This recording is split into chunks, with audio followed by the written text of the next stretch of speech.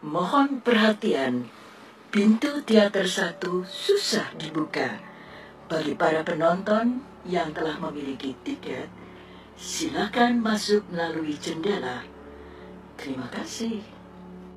Hari baru beranjak malam, suasana sepi di hutan alas larang berubah ramai oleh kedatangan ratusan prajurit Majapahit. Pasukan berkuda dan panah sudah duluan sampai di bukit kecil bagian barat hutan alas larang, sedangkan pasukan tombak, perisai, dan pedang baru sampai. Mereka mengelilingi Lokapala dan Lingau. Ayuwandira dan Jambunada bergabung dengan barisan para kepala kesatuan.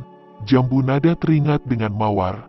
Segera dia kebalik bongkahan batu di mana awalnya dia dan Mawar mengintip pertarungan Ayuwandira dengan Lokapala dan Lingau.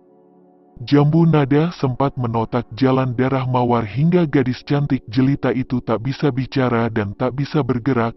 Namun Jambunada harus gigit jari. Sesampainya dia di balik bongkahan batu besar itu, gadis manja yang selalu minta digendong itu sudah tidak ada di situ. Ayuwandira penasaran melihat Jambunada kembali ke balik bongkahan batu besar itu. Dia mengikuti Jambunada. "Ada apa?" tanya Ayuwandira pada Jambunada yang terbengong-bengong di balik batu itu. "Kang Bok, tadi ada temanku di sini. Aku sempat menotok jalan darahnya karena dia mau keluar menemui Lokapala," jawab Jambunada. "Siapa temanmu itu?" tanya Ayuwandira. "Dia bernama Kusumawardani. Dia putri bungsu Rakayan kembar. Tadi dia bilang Lokapala itu eyangnya, jadi terpaksa aku totok," jawab Jambunada. Ayuwandira manggut-manggut. "Mari kita kembali," ajak Ayuwandira. Mau tak mau Jambunada mengikuti Ayuwandira ke pasukannya. Suasana malam itu awalnya hanya diterangi cahaya rembulan, sekarang terang benderang. Obor-obor yang dibawa para prajurit Majapahit lebih dari cukup menerangi tempat itu. Lokapala mengernyitkan keningnya. Rupanya dia dan muridnya telah dikepung ratusan prajurit Majapahit. Lingau yang menunggu serangan dari Jambunada hanya menatap nanar para prajurit itu. Lokapala kembali menghampiri Lingau dan berdiri di samping kiri murid tertuanya itu. "Guru," sapa Lingau, "aku tak mengira kita berdua menghadapi masalah sebesar ini. Sepertinya kita berdua telah masuk perangkap seseorang yang licik. Pasti orang itu yang menewaskan bekas Mahapati tua dan hampir juga menewaskan orang yang bernama Arya Kamandanu itu. Orang itu pasti memiliki kemampuan yang tak bisa dipandang enteng. Kemungkinan dia juga memiliki kekuasaan dalam pemerintahan Majapahit," ucap Lokapala pada Lingau sambil mengelus-ngelus jenggot putihnya. "Pasukan wanita itu datang lagi, Guru," sahut Lingau menunjuk ke arah timur. "Tenang Lingau," balas Lokapala, "dia sudah biasa berperang. Sebelum mengikuti Kamakanaka ke negeri seberang, dia sering berperang menumpas pasukan para pemberontak seorang diri sebelum akhirnya sisa-sisa pasukan pemberontak ditawan oleh pasukan yang dibawanya." Panglima Gana Lokapala suka maju sendirian menghadapi pasukan pemberontak sedangkan pasukannya disuruh menunggu dan menangkap sisa-sisa pasukan pemberontak. Panglima Gana Lokapala kadang maju bersama rekannya yang bernama Panglima Gagak Seta atau Panglima Macan Kumbang dan Mahisa Anabrang, kadang juga bersama Panglima wanita yang bernama Kencana Ambarningsih. Setelah Kamakanaka mengajak mereka berlima menghadap raja penerus kerajaan Singasari, yakni Raden Wijaya, mereka mengundurkan diri dari kemiliteran. Masing-masing mendapat penghargaan dari Raja Majapahit itu atas jasa-jasa mereka pada Maharaja Kertanegara Raja Singasari. Mereka berenam berpisah, namun dia tak melepaskan rekan panglimanya yang seorang wanita yang bernama Kencana Ambarningsih itu. Dia jatuh hati pada Kencana Ambarningsih. Rupanya Kencana Ambarningsih sudah lama menyimpan rasa kasih padanya. Akhirnya mereka berdua menikah di usia 40-an. Belasan tahun hidup bersama di sebuah pulau kecil yang subur yang berjarak sehari perjalanan kapal jong, dekat pantai timur Jawa bagian timur. pulau itu dinamakan Pulau Kencana Lokapala oleh istrinya. Sungguh tak disangka, di usia hampir 60, Kencana Ambarningsih hamil dan melahirkan seorang bayi perempuan. Namun dia harus merelakan istrinya mendahuluinya menghadap Yang Maha Kuasa. Setelah melahirkan, istrinya mengalami pendarahan hebat dan meninggal dunia. Beberapa muridnya datang memberi dia semangat hidup, termasuk murid ketiganya yang bernama Kembar. Lokapala takut bayi perempuannya tak akan mendapatkan kasih sayang yang sempurna karena ibunya sudah tiada. Hal itu dia utarakan pada murid-muridnya Kembar. Muridnya memberi solusi, yakni mengambil bayi perempuan itu sebagai putrinya, karena dia memang sudah lama menginginkan seorang anak perempuan, namun tak kunjung ia dapatkan dari istri-istrinya yang memberinya beberapa anak lelaki. Baiklah Kembar, ambillah emas permata yang aku dan istriku dapatkan dari adik Wijaya Raja Kertarajasa Jayawardana, ucap Lokapala pada Kembar muridnya. Tidak guru, aku sudah ada emas permata.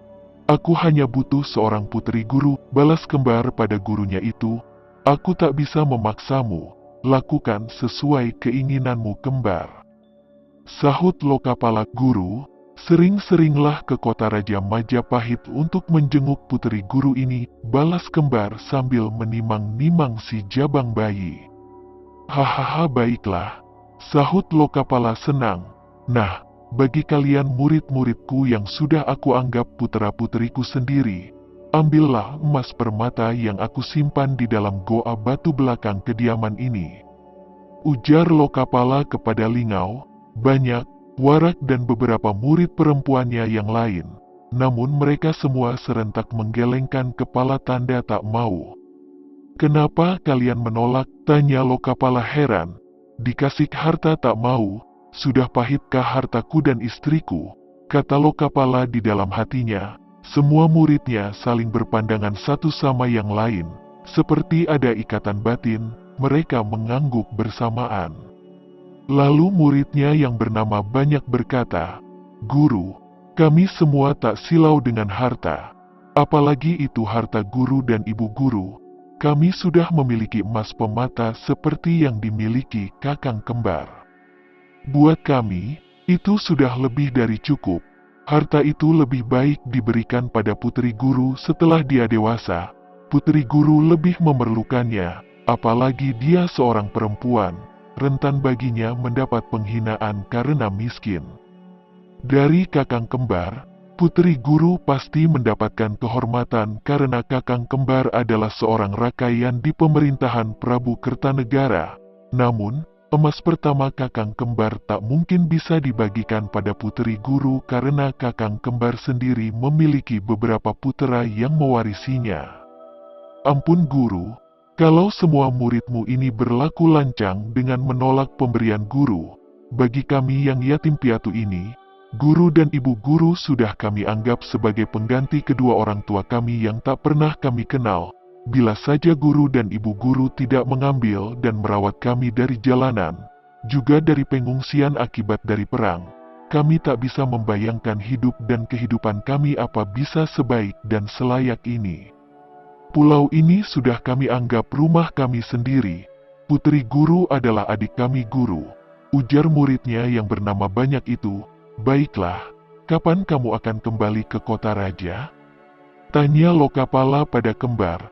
Setelah dia mendengar pernyataan dari muridnya si Banyak itu, pagi ini guru, jawab Kembar, kesinikan jabang bayiku, aku mau memeluknya sebelum kamu membawanya hidup bersamamu. Ucap Lokapala pada Kembar. Kembar menyerahkan jabang bayi perempuan itu pada Lokapala gurunya. Beberapa lama kemudian, murid-muridnya nampak kasuk-kusuk. Melihat mereka saling berbisik, mau tak mau Lokapala bertanya karena penasaran. Selama hidup dengan mereka, mereka tak pernah begitu di hadapannya. Ada apa bisik-bisik begitu? Tanya Lokapala menimang-nimang jabang bayinya. Sekarang yang maju berbicara pada Lokapala adalah Lingau murid tertuanya. Ampun guru, sapa Lingau agak takut-takut. Ya ada apa? Belum apa-apa sudah minta ampun, balas Lokapala pada Lingau yang menundukkan kepalanya. Angkat kepalamu dan bicara yang jelas, perintah Lokapala. Lingau pun mengangkat kepalanya menatap sang guru. Semua keberaniannya dia kumpulkan. Dalam hatinya, dia mencaci saudara-saudaranya, terutama kelima saudari-saudarinya, karena mereka menunjuk dirinya untuk menyampaikan keinginan dari saudari-saudari seperguruannya itu pada sang guru.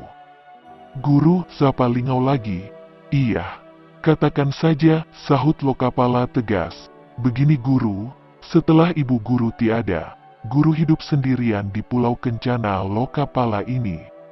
Tak ada yang menemani guru, adik Mayang Sari, adik Ratna Dewi, adik Cempaka, adik Gendis dan adik Laras, berniat menemani guru di pulau ini, ucap Lingau mencoba bernafas normal. Oh, boleh, boleh. Apa tak sayang meninggalkan dunia persilatan dan dunia ramai di seberang pulau ini? Sahut Lokapala sambil bertanya. Mereka berlima bilang sudah bosan guru? Balas Lingau seenaknya, karena dia tak tahu mau jawab apa. Hah?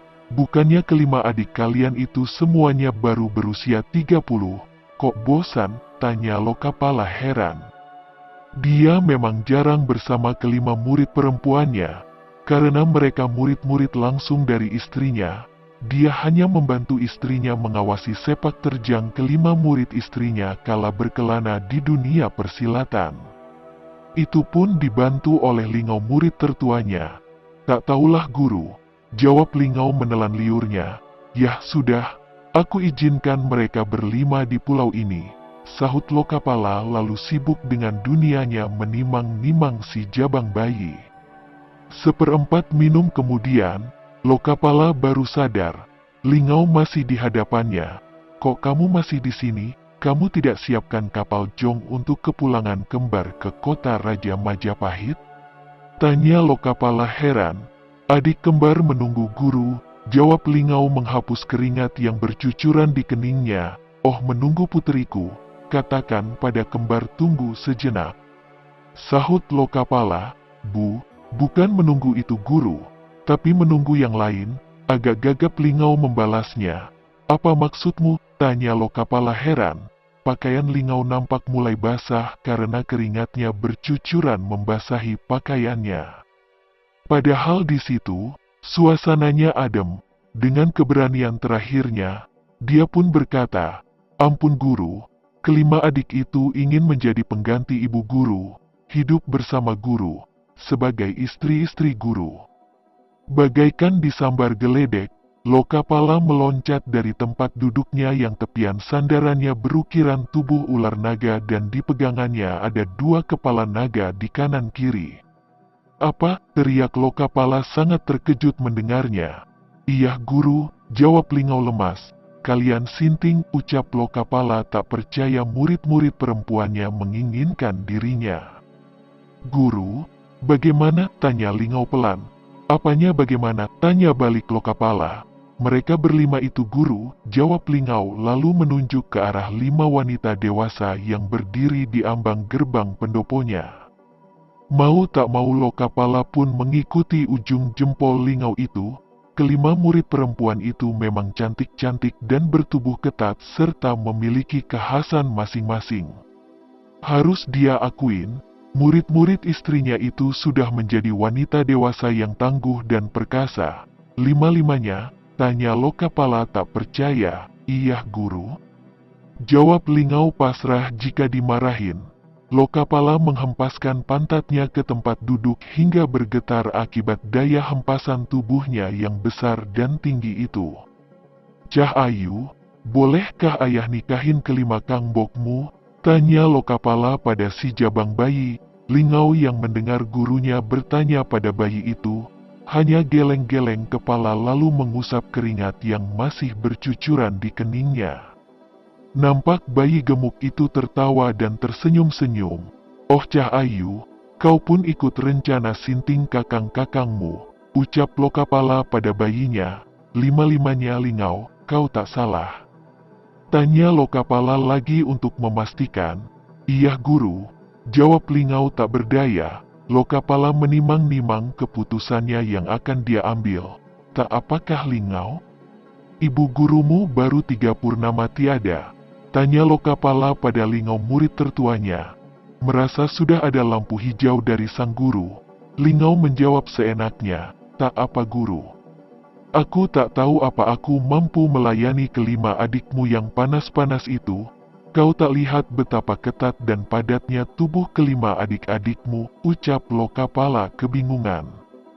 Guru, sampai ibu guru hamil di usia senja, berarti guru memiliki kemampuan lebih di bidang itu. Alah, panas-panas gitu lebih tokcer guru, sahut Lingau tak peduli lagi. Lokapala mendelik ke Lingau, namun Lingau sudah tak takut. Dia sudah tahu gurunya menerima keinginan dari kelima adik perempuan seperguruannya itu.